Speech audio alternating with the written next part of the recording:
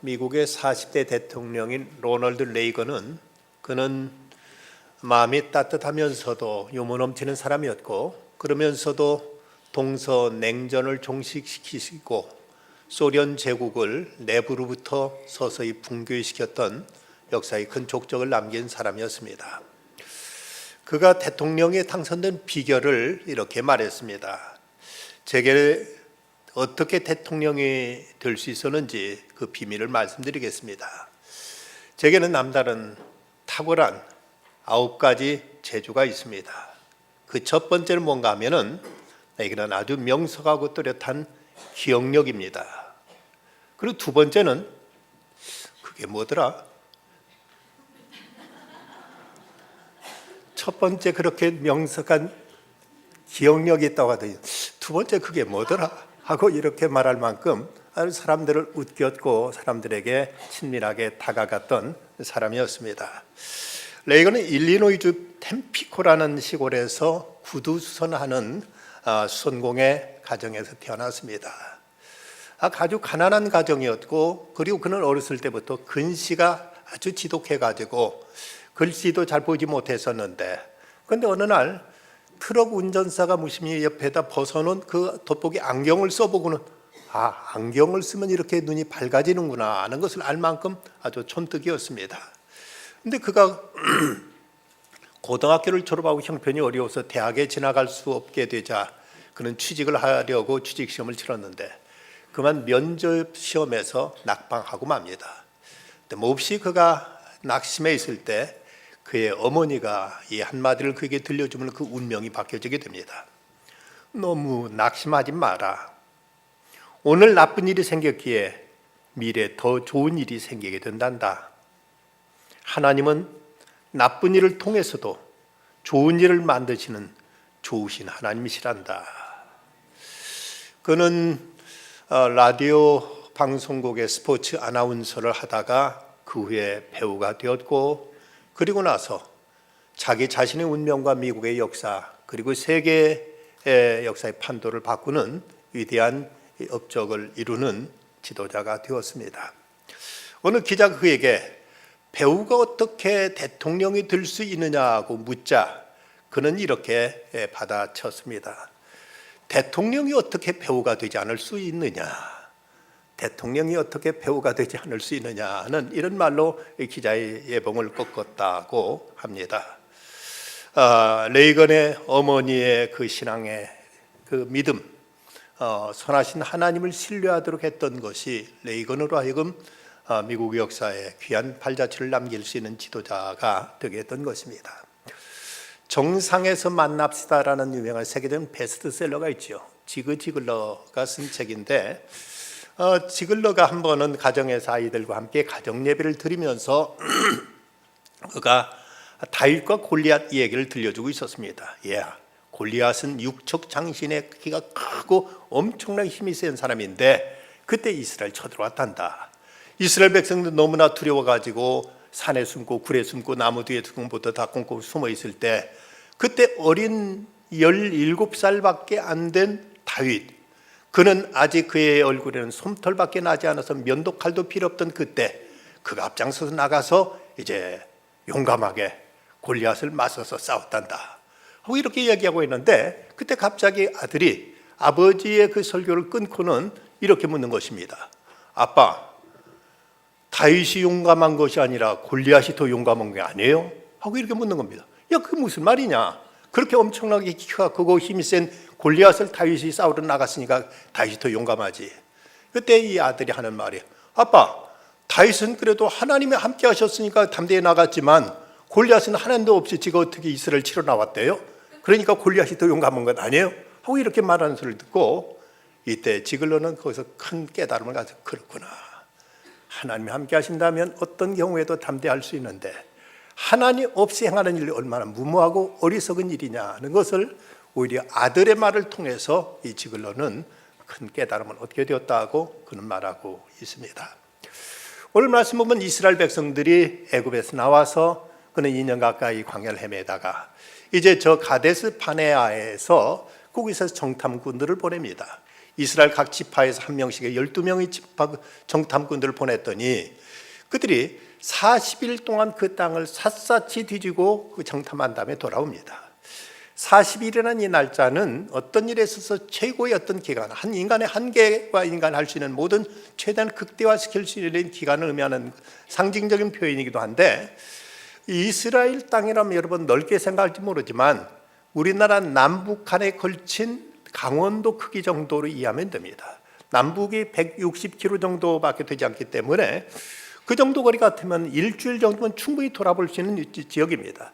그런데 그곳을 40일 동안 샅샅이 뒤지고 그것을 정탐했으니 얼마나 자세히 봤겠습니까? 그래서 그곳에 가서 모든 걸 다 조사한 다음에 포도송이 하나를 따왔는데 이 포도가 얼마나 큰지 두 사람이 작대기로 포도송 한 송이를 꿰어가지고 둘이 어깨에다 걸쳐 매야 들 수 있을 만큼 커다란 포도를 한 송이 들고 왔다 합니다. 여러분, 이런 얘기에 대해서 잘 믿어지지 않은 분들이 많을 겁니다. 어떤 목사님이 그 얘기를 보고 이건 좀 성경에 과장된 표현이겠다고 생각했는데, 미국에 가 공부할 때 그곳에 있는 농산물 품평에 갔더니 정말로 포도 한 송이가 두 사람이 작대로 끼를 만큼 이게 큰 포도송이가 있는 걸 보고는 자기의 믿음이 부족했던 걸 회개했다고 합니다. 어쨌든 이 포도송이를 들고 와가지고는 그들이 보고 한 말 27절, 당신이 우리를 보낸 땅에 간즉 과연 그 땅에 젖과 꿀이 흐르는데 이것은 그 땅의 과일이니다 하고 이제 이렇게 보고를 합니다. 아주 거기에 대해 긍정적인 보고가 나오는데, 근데 그 다음 여호수아 갈렙을 제한 10명이 이것에 대해서 달리 해석하면서 악평을 하기 시작합니다. 32절 33절 말씀, 이스라엘 자손 앞에서 그 정탐한 땅을 악평하 이르되 우리가 두루 다니며 정탐한 땅 그 거주민을 삼키는 땅이요 거기 본 모든 백성은 신장의 장대한 자들이며 거기 네피림 후손인 아낙 자손의 거민들을 보았나니 우리 스스로 보기에도 메뚜기 같으니 그들 보기에도 그와 같았을 것입니다 하고 이렇게 말하고 있습니다. 여기서 저들은 그곳에 가서 봤던 모든 이제 생태, 환경, 그곳의 주민들, 그리고 그곳에 있는 여러 가지 풍속들, 이 모든 걸 다 낱낱이 살펴보고 돌아와서 내린 결론이 우리 능히 올라가서 그 백성을 치지 못하리라, 그들은 우리보다 강하니라고 부정적인 이런 결론을 내려버리는 것입니다. 저들은 나름대로 많은 것들을 세밀하게 자세하게 그리고 합리적으로 잘 통찰했고 이거에 대해서 나름대로 결론을 내립니다. 네, 저들이 결정적인 한 가지가 빠져 있다면 저들의 모든 계산 속에 철저히 하나님이 배제되어 있다는 사실입니다. 오직 그들이 눈에 보이는 것만 보았을 뿐 거기 모든 그 현상 속에 하나님 없이 보다 보니까, 그러니까 이제 부정적인 결론, 할 수 없다는 결론을 내릴 수밖에 없었던 것입니다. 전도서 말씀 보면 1절, 2절 말씀, 2절과 3절 말씀의 1장, 전도자가 이르되 헛되고 헛되며 헛되고 헛되니 모든 건 헛되도다. 해 아래에서 수고하는 모든 수고가 사람에게 무엇이 유익한가 하면서 해 아래에서 수고하는 모든 게 다 헛되다고 이런 결론을 내리고 있습니다. 그런데 여기 이것과 전혀 상반된 말씀이 창세기 1장 31절에 보면 하나님이 세상을 창조하시거나 보시기에 심히 좋았더라고 말씀하고 있습니다. 왜? 하나님께서 세상을 보실 때는 심히 좋았지만 이 전도자가 본 세상이 그토록 헛된 세상이었던가? 그는 하나님이 없는 해 아래의 세상만 보았기 때문이었습니다. 하나님을 제하고 보니까 모든 것 다 허무하고 모든 것이 다 무가치하고 모든 것 그렇게 황폐할 수가 없었던 것입니다. 여러분, 믿음 없는 이런 시각을 통해 세상을 바라볼 때 어떤 결론을 여러분 내리실 수 있겠습니까? 요즘 신문, 방송을 보면 세상이 그렇게 악하고 세상이 이렇게 흉하고 세상이 이렇게 황폐하고 세상에 이렇게 참으로 참혹한 이런 세상의 모습 속에서 어쩌면 하나님께서 이 세상을 심판하지 않더라도 인간이 내뿜는 그 도끼에 의해서 인간은 스스로 자멸하고 말지 않겠는가 하는 이런 탄식을 할 수밖에 없는 이런 모습들만 세상에서 언론을 통해서 우리는 접하고 있습니다. 과연 이 땅에 희망이 있는가? 하나님이 없는 이 세상에 우리가 무엇을 기대할 것인가를 생각할 수밖에 없는데, 지금 이 10명의 청탐꾼은 나름대로 정확하게 계산했을 것이고 나름대로 합리적으로 저들은 판단했을 것입니다. 하지만 그들의 계산 속에는 철저히 하나님의 배제된 가운데 저들은 부정적인 결론을 내릴 수밖에 없었다는 것입니다. 믿음 없이 정탐한 10명의 정탐꾼들의 보고는 어떠했는가? 먼저는 악평합니다. 32절 말씀, 이스라엘 자손들이 그 정탐한 땅을 악평하여 이르되, 우리가 두루 다니며 정탐한 땅은 그 거주민을 삼키는 땅이요 거기서 본 모든 백성은 신장이 장대한 자들이었다고 이렇게 말하고 있습니다. 그런데 그 앞에 27절을 보고했던 보고와는 얼마나 다른가? 모세에게 말하 이르되 당신은 우리를 보낸 땅에 간즉 과연 그 땅에 젖과 꿀이 흐르는데 이것은 그 땅의 과일입니다 하면서 그 엄청난 포도송이가 보여놓고 나서 저들의 결론은 그 땅을 악평하는 모습으로 이렇게 말하고 있는 것입니다. 모든 일에 대해서 긍정적으로 적극적으로 보는 사람이 있는가 하면 부정적으로 모든 걸 다 이제 염세적으로 보는 사람들도 있습니다. 어떤 사람이 보니까 개가 호수 위에 무리를 걷는 모습을 보고 너무 놀라가지고, 야, 이 개를 보면 그토록 모든 것을 부정적으로 말하는 내 친구도 놀라겠지 하고 그 개를 데리고 친구와 함께 오리 사냥을 나갔습니다. 오리가 무리를 훨훨 날자 총을 가지고 빵 쏴서 호수에 떨어졌습니다. 그런데 그 개한테 시켜 개가 무리를 막 달려가서 그 오리를 물어옵니다. 그걸 보고는, 야, 놀랍지, 개가 저렇게 무리를 걸어서 그 오리를 물고 오니 얼마나 놀랍니 했더니 그 친구가 하는 말, 에이, 저 개는 무리를 헤엄치지도 못하잖아 하고 이렇게 말하는 것이었습니다. 아무리 대단한 얘기를 해도 꼭 어두운 쪽, 부정적인 쪽, 안 되는 쪽, 잘못된 것만 생각하는 이런 병든 마음들, 이처럼 10명의 정탐꾼들은 그 아름다운 젖과 꿀이 흐르는 땅을 보고도 악평했습니다. 뿐만 아니라 믿음 없는 눈으로 보니까 자기 자신도 열등의식에 자기 비하에 빠지게 되고 맙니다. 33절 말씀, 거기서 네피림 후손인 아낙 자손인 거인들을 보았나니 우린 스스로 보기에도 메뚜기 같으니 그들이 보기에도 그와 같았을 것이니라.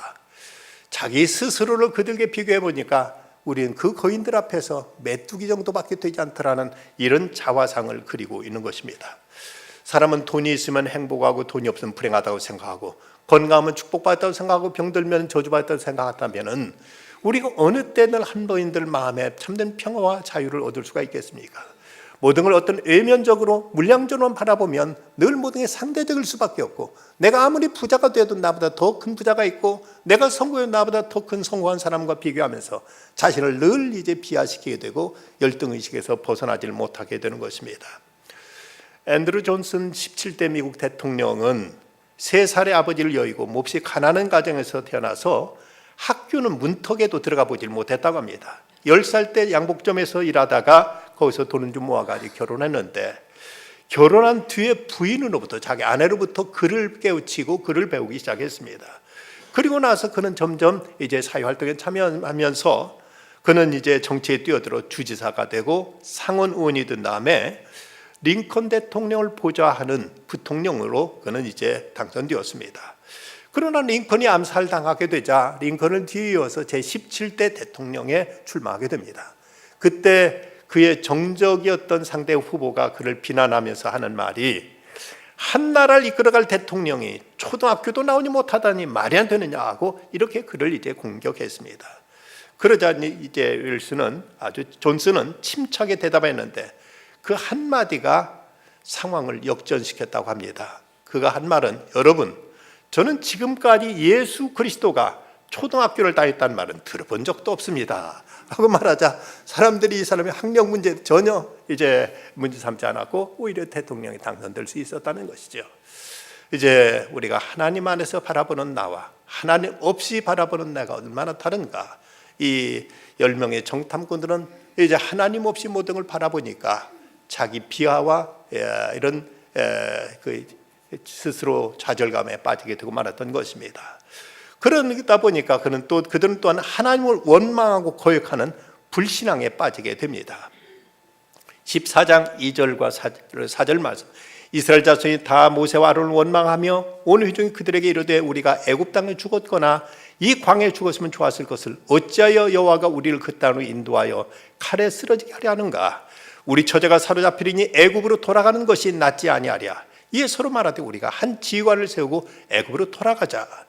저들이 끝내 우리가 차라리 죽었더라면 좋았을 뻔했구나, 차라리 애굽으로 돌아가는 게 낫겠다, 우리 새로 대장식을 뽑아서 우리 이제 모두 다 애굽으로 돌아가 버리자 하고 하나님을 거역하고 하나님 뜻을 대적하는 이런 이제 무서운 음모를 꾸미게 되는 것입니다. 차라리 죽었더라면 좋겠다고 말한 그 말에 대해서 하나님 뭐라고 말씀하시는가? 그래, 그렇게 죽고 싶다면 내가 죽여주마 하고 말씀하시고, 저들이 대적한 것은, 원망한 것은 모세와 아론이었지만 하나님 저들에 대해서 하신 말씀 보면 우리 하나님, 저들이 하나님을 원망한 것으로 이렇게 받아들이십니다. 민수기 14장 28절로 30절 말씀. 나를 원망하는 이 악한 회중에 내가 어느 때까지 참으랴. 이스라엘 자손 나를 향하여 원망하는 바 그 원망한 말을 내가 들었노라. 그들에게 이르기를 여호와의 말씀에 내 삶을 두고 맹세하노라. 너희 말이 내 귀에 들린 대로 내가 너희에게 행하리니 너희 시체가 이 광야에 엎드러질 것이라. 너희 중에 20세 이상으로 계수된 자 곧 나를 원망한 자 전부가 여분네 아들 갈렙과 눈의 아들 여호수아 외에는 내가 맹세하여 너희에게 살게 하리라 한 땅에 결단코 들어가지 못하리라는 이런 심판이 선언되고 있습니다. 그런데 그럼에도 불구하고 이들과 비교되는 여호수아와 갈렙은 과연 어떠했는가? 그들이 보았던 세상은 어떠했는가? 먼저 그들은 세상을 아름답게 보았습니다. 오늘 이 말씀 보면 14절 보면 우리가 두루 다니며 정탐한 땅은 심히 아름다운 땅이라고 그는 14장 7절에서 이렇게 말하고 있습니다. 우리가 두루 다니며 정탐한 땅은 심히 매우 아름다운 땅이다. 저들은 삼키는 땅이라고 이렇게 말한 거 얼마나 대조가 있습니까? 사람은 누구든지 자기가 마음에 품은 생각에 따라서 모든 걸 보여지는 것입니다. 선한 사람은 세상 다른 사람도 선하게 보고, 악한 사람은 다른 사람도 다 악하게거니 바라보고, 스스로 정직한 사람은 저 사람이 하는 말도 진실이겠거니 하고 믿음으로 받아들이는데, 늘 거짓말하던 사람은 다른 사람의 진실된 말까지도 거짓으로 받아들이는 것입니다. 어느 시인은 말하기를 의심은 장애물을 보고 믿음은 대로를 본다. 의심은 어두운 밤을 보고 믿음은 밝은 낮을 본다. 의심은 발걸음 옮기는 것을 두려워하고 믿음은 높이 치솟는다. 의심은 누가 믿겠느냐고 속삭이고 확신은 내가 믿어요라고 대답한다. 공부도 많이 하지 못한 어느 어머니는 그럼에도 아들에게 이렇게 현명한 말로 타일렀다고 합니다. 얘야, 세상에는 좋은 사람이 더 많은 법이란다. 세상에 악한 사람, 못된 사람도 다 있지만 세상은 착한 사람이 더 많은 법이란다. 여러분 어떻게 생각하십니까? 언론과 신문지상 보면 온통 도둑놈 사기꾼밖에 없어 보이지만 세상이 이만큼 돌아가는 건 그래도 세상에 착한 사람들이 많기 때문에, 그래서 상식을 지키고 자기 어떤 사회 범절, 예의 범절을 지키는 사람이 더 많기 때문에 세상이 이만큼 돌아가는 것이지, 온통 도둑놈 사기꾼들만 세상에 있다면 세상은 완전히 자폭하고 말 것입니다. 우리는 보다 밝은 눈으로 세상을 볼 줄 아는 이런 시각이 있어야 될 것입니다. 그런가 하면 믿음의 눈으로 보니 모든 것이 다 가능하다고 저들은 말하고 있습니다. 우린 능히 올라가서 그 백성을 치지 못하리라. 그들은 우리보다 강하니라고 저들은 대답해 이제 10명은 말했지만, 그런 여호수아 갈렙은 30절 말씀, 우리가 곧 올라가 그 땅을 취하자. 능히 이기리라. 심지어 그 땅 백성을 두려워하지 말라. 그들은 우리의 먹이라고 14장 9절에서는 이렇게 말하고 있습니다. 이전에 번역된 성경은 그들은 우리의 밥이라고까지 이렇게 표현하고 있는 것을 보게 됩니다. 같은 사안에 대해서도 전혀 다른 이런 상반된 주장을 하고 있는 것입니다. 어느 미국의 구도의사에서 아프리카의 시장을 개척하기 위해서 2명의 이제 그 시장 조사 팀을 보냈습니다. 그들이 그곳에 가서 면밀하게 모든 걸 조사한 다음에 와서 보고한 말이, 한 사람은 거기다 하는 말이, 대부분의 아프리카 사람들은 아직도 미개해서 맨발로 다니며 신발이 무엇인지 몰라서 신발을 신겨줘도 우리 불편하다고 벗어버리기 때문에 그곳에 신발을 판다는 것은 아예 불가능합니다 라고 이런 결론을 내려서 보고합니다. 근데 다른 사람은 말하기를 우리의 수출 시장은 매우 광대하고 전망이 매우 밝습니다.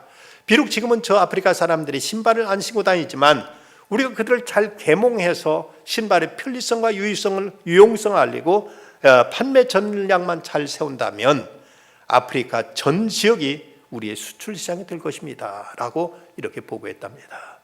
신발을 안 신고 다니니까 한 켤레도 팔 수 없다. 한 사람은 신발을 안 신고 다니기 때문에 모든 사람에게 다 팔 수 있다. 여러분 어떤 생각이 더 긍정적이고 생산적인 생각이라고 생각하십니까? 믿음의 눈으로 보았던 여호수아 갈렙은 우리가 능히 그곳을 점령하리라 하고 말하고 있습니다.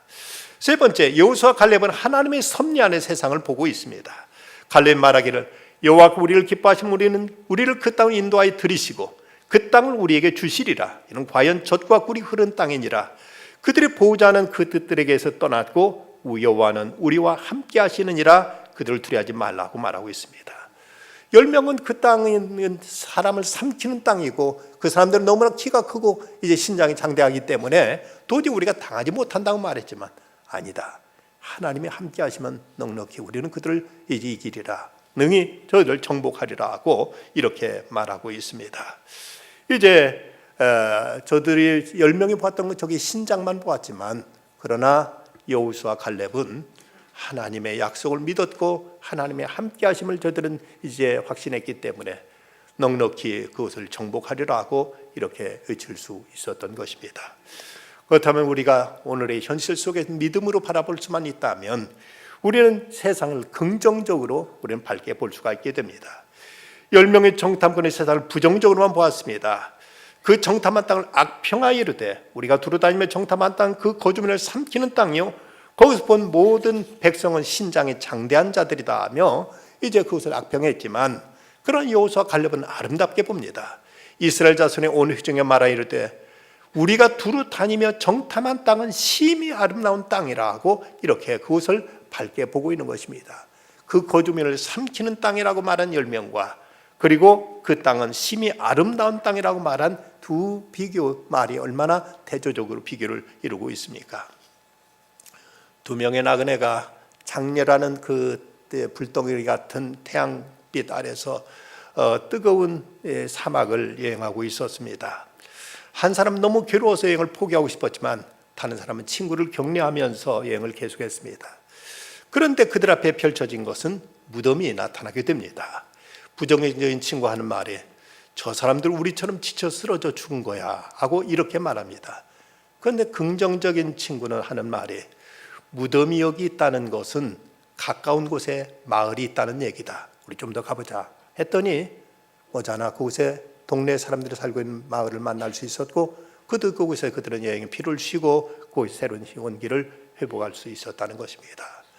똑같은 무덤이었지만 한 사람은 죽음만 생각했고 어떤 사람은 주변에 마을이 있다는 것을 생각할 만큼 이렇게 생각이 달랐던 것입니다.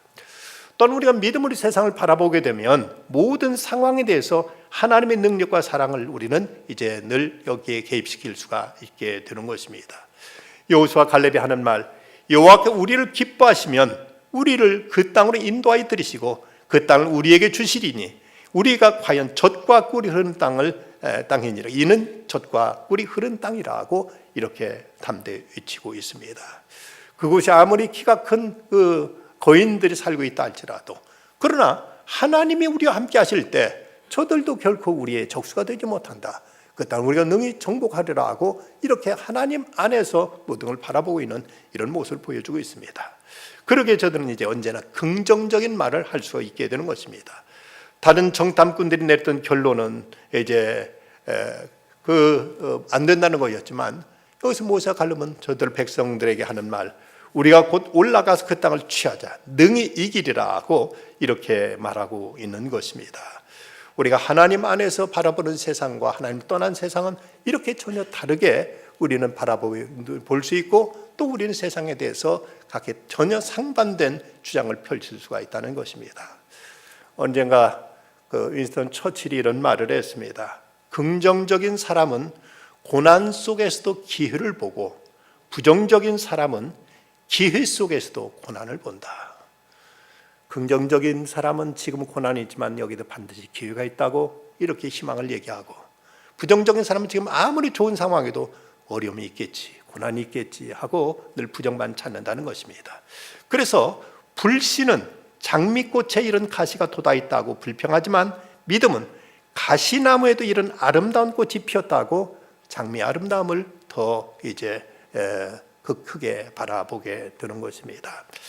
길거리에 돌매가 있을 때 비관적인 사람은 걸림돌이라고 말하고 낙관적인 사람은 디딤돌이라고 말하는 것입니다. 같은 돌도 이것이 보기에 따라서 걸림돌이 될 수도 있고 얼마든지 이것은 내가 다시 더 높이 올라갈 수 있는 디딤돌이 될 수도 있음을 우리는 생각할 수 있어야 됩니다. 에브라함 링컨 대통령이 암살됐을 때 뒤를 이어서 앤드루 존슨이 17대 대통령이 됩니다. 그때 러시아는 미국에게 알래스카주를 720만 달러에 사라는 제의를 해옵니다. 이 존슨 대통령은 이 땅을 꼭 사고 싶었는데 그래서 이것을 의회에 이제 동의를 구했더니 이때 대부분의 의원들이 극구 반대합니다. 그 논리가 뭔가 하면 아니 우리가 남북 전쟁으로 인해서 지칠 대로 지쳐 있는데 그런 쓸모없는 땅, 눈 덮인 땅을 다 도대체 무엇에 쓰려고 하는가 하면서 이렇게 알래스카주를 720만 달러에 구입하는 것을 극구 반대했습니다. 그래서 그때 국무장관이었던 윌리엄 슈워드가 나서서 의원들을 설득합니다. 여러분, 우리는 알래스카의 눈 덮인 곳을 보고서 그 땅을 사고자 하는 것이 아닙니다. 그 땅에 묻혀있는 무궁무진한 보물들, 눈에 보이지 않는 엄청난 지하자원을 생각하면서 그 땅을 사려고 하는 것입니다. 우리는 우리 세대를 위해 그 땅을 사려고 하는 것이 아닙니다. 우리는 우리의 다음 세대와 우리 후손들을 위해서 그 땅을 사려고 하는 것입니다. 윌리엄 슈워드의 그 간곡한 설득에 의해서 의원들이 여기에 동의했고 그래서 그 땅을 미국이 매입하게 됩니다. 그런데 알래스카주가 미국 50개 주 가운데 제일 큰 주고 그리고 알래스카 주민들의 소득이 미국 50개 중에 제일 높다고 합니다. 그곳에 묻혀있는 지하자원이 그야말로 무궁무진하고 그리고 그것이 군사적으로도 얼마나 요충지였는가 하는 것을 그 훗날 소련이 그것을 나중에 이른 다음에서 깨닫고 그렇게 그것을 다시 환불하려고 했지만 미국이 그걸 들어줄 리는 없었던 것입니다. 물론 그 당시와 지금의 화폐 가격은 다르다 할지라도 그 엄청난 땅이 720만 달러면 우리나라 돈 한 8억 원 정도에 이것이 팔렸다니 이건 그야말로 엄청난 이런 것을 보고도 어떤 사람은 필요 없다고 했고 여기에 대해 한없는 가치를 발견한 사람들은 그걸 통해서 미국의 국가 이익을 극대화시킬 수 있었던 것입니다. 바란 광야의 가데스 바네아에 있던 이스라엘 백성들에 대한 켈소 카터의 이런 시가 있습니다. 가데스 바네아 그들은 가나안의 관문에 이르렀으나 결코 들어가지 못했다네. 그들은 그 문지방에까지 이르렀으나 죄 가운데서 멸망했다네. 그 이튿날 그들은 들어갈 수 있었으나 하나님께서 그 문을 닫으셨다네. 그들은 울며 성급하게 모험을 시도했지. 그러나 안타까워라. 때는 너무 늦었다네. 이처럼 우리도 항상 이르고 있다네. 두 갈래 길이 있는 장소에 한 길은 약속의 땅에 이르는 길, 다른 한 길은 강팍한 마음에 이르는 길이라네. 오 형제여, 그 경고에 귀를 기울이고 오늘 그분의 음성에 순종하오. 성령께 그대를 부르고 계시나니 그분으로 근심하며 떠나지 말게 하오. 완전히 복종하며 나아오. 그대 의심과 죄로부터 돌아서오. 가데스로부터 가나안으로 발걸음을 옮기고 면류관과 나라를 얻으러. 시인 나태주는 그의 시 행복이란 제목의 시에서 행복의 이유를 이렇게 말하고 있습니다. 저녁 때 돌아갈 집이 있다는 것, 마음속에 생각할 사람이 있다는 것, 외로울 때 혼자서 부를 노래가 있다는 것. 그렇다면 우리는 이미 충분한 행복의 이유를 가지고 있는 사람들이 아닙니까? 우리에게 주신 은혜가 크고 우리가 누리고 있는 은총이 너무나 소중한데 하나님 없이 세상을 바라보다 보면 절망할 수밖에 없고 좌절할 수밖에 없습니다. 우리는 2019년이란 새해 새로운 길들이 우리 앞에 펼쳐져 있습니다. 어떤 사람은 못 산다, 망한다, 죽는다 하고 탄식하며 스스로를 불행에 빠뜨리는 사람도 있고, 하나님이 함께 하신다면 우리 앞에는 젖과 꿀이 흐르는 복지가 펼쳐져 있다고 믿고 그 믿음으로 앞을 향해 전진해 나가는 사람들도 있습니다. 올해 29차 티베트 단기 선교를 이제 오늘도 나갑니다. 어찌 생각하면 왜 그런 곳에 가서 그 고생을 하느냐고 부정적으로 보는 사람들도 있고, 중국 시진핑이 거기서는 교회를 다 폭파시키고 또 믿는 모든 선교사들 지금 내쫓고 있는데 왜 가느냐고 말하는 사람들이 있지만, 그러나 하나님이 함께 하시면 그곳은 젖과 꿀이 흐르는 복음의 영지로 만들 수 있다고 외치면서 나갈 수는 이런 믿음의 사람도 있습니다. 하나님이 함께 하실 때 올해도 우리는 놀라운 복음의 역사를 이루고 오게 될 줄 믿습니다. 우리 앞에 놓이는 미지의 땅, 아직 한 번도 밟아보지 못한 땅이라 할지라도 주님과 더불어 앞을 향해 전진해 나가는 가운데 한없는 희망을 찾고 거기서 열매를 거두고 승리를 만끽할 수 있는 믿음의 승리자들이 다 되시기를 주님의 이름으로 축원합니다. 기도하십시다. 걸어가신 주님, 믿음을 잃어버린 이 시대 속에서는 모든 안 된다는 생각과 못한다는 부정적인 결론과 세상은 악하고 세상은 참으로 살 수 없는 곳이라는 탄식만 이제 나오고 있습니다. 이럴 때도 주님은 저에게 믿음을 주셨고 저희와 함께 하실 것을 약속하셨사오니 이 소망을 굳게 움켜쥐고 앞을 향해 올해도 힘차게 전진하는 한 해가 되게 하여 주시옵소서. 이제 오늘 저 티베트를 향해서 이제 15년째 29차 단기 선교가 팀이 출발하게 됩니다. 주님, 저들에게 여호수아 갈렙과 같은 담대한 믿음을 주시고 주님께 저들에게 크신 권능으로 함께 하시며 주님이 친히 앞장서 주시옵소서. 그리하여 그 불모의 땅에 복음의 밝은 빛을 비추고 그곳이 젖과 꿀이 흐르는 복음의 새 땅이 되어지도록 변화되는 귀한 역사가 있게 하여 주시옵소서.